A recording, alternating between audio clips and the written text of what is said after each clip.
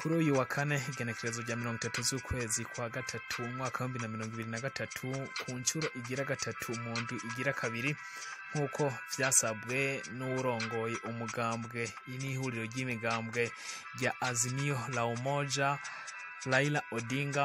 Imyiyerekano mu gihugu ca Kenya yarabandanije. Uyu munsi tugiye kugaruka kuri bimwe vyagiye bihakorerwa, aho umupolisi umwe nk'uko vyemezwa n'umukuru w'igipolisi Inspector General Japhet Kome avyemeza. Ikaze mu makuru.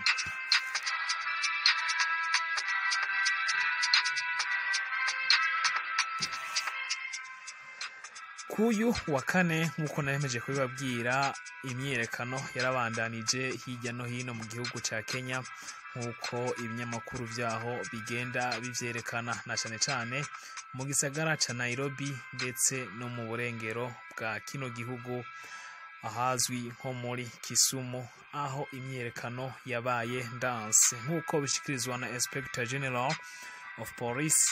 Rero nuko ino myiyerekano abantu batari bake bakomereye, harimwo n'abapolisi. Igipolisi cemeza yuko nk'uko Inspector General wa polisi ya Kenya Japhet Kome abishikiriza, abapolisi bashika 20 nibo bashoboye kubabazwa canke barakomereka muri ino myiyerekano mw'itangazo basohoye kuri uyu wa gatanu igenekerezo rya 31 z'ukwezi kwa gatatu umwaka wa 2023.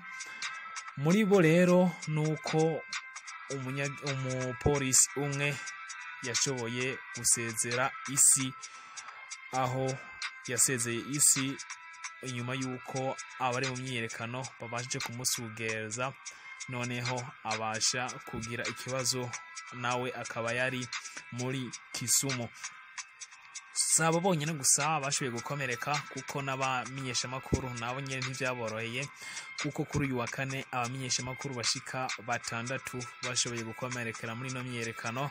Muri bo hariho umukameraman korera kuri MTV Kenya ariwe yitwa Eric Isinta, akaba n'undi mumenyeshamakuru akorera kuri Standard Media yitwa Timo Abuna.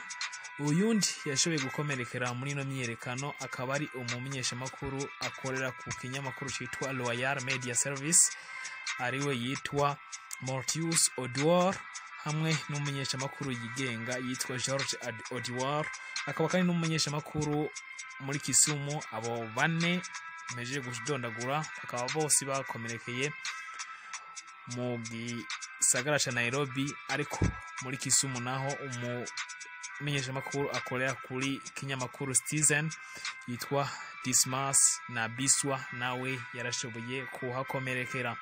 Bimeze uko mu gihe myiyerekano mu gihugu ca Kenya yabandanije, ariko kandi no mu gasagara ka Siaya, ingoro y'umugambwe wa UDA usanzwe ukomokamwo umukuru w'igihugu ca Kenya ariwe William Ruto, nayo yabashije guturigwa. Kuva rero imyiyerekano itangura, abamenyeshamakuru 25 baba bindani mu gihugu ndetse no hanze yaco bimenyeshwa yuko bamaze kuhakomerekera nubwo atawurapfa.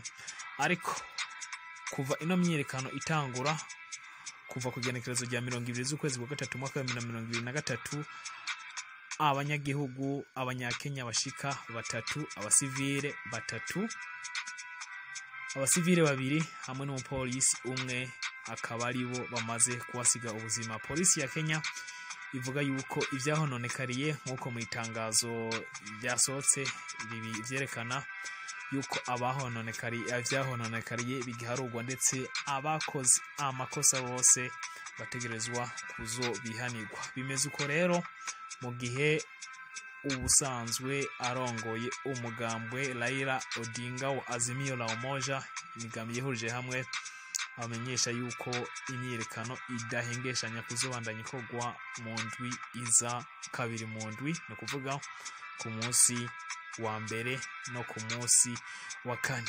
Ibisabwa ndetse n'ivyo yavuga impamvu imyiyerekano iba ngo ni ubuzima busanzwe, ndetse nuko umukuru w'igihugu ariwe William Ruto nyuma yo kwiba amatora atabashije guhangana n'ikibazo c'iduga ry'ibiciro. Ariko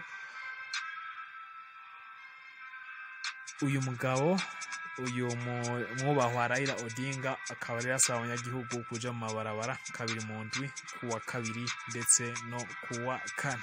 Ndabashimiye rero kuba mwabanye natwe muri kino kiganiro, nizeye ko mwashoboye gutahura vyinshi no gusobanukirwa vyinshi, cyane cyane kuri ino myiyerekano iriko iraba muri Kenya. Ariko abanyamigambwe abandi bahuriye mu madini bakaba basaba yuko ino myiyerekano yohagarara bafatiye ku vyabaye mu mwaka wa 2007 aho imyiyerekano nk'iyi yasize abantu barenga 1,100 basize ubuzima mu minsi mikeya gusa mu kiringo birumvikana c'umwaka wose. Reka tubashimire rero ko mubanye natwe, twongera tubasaba mugire subscribe ku bantu batarabikora, binashobotse mushireko like kuri video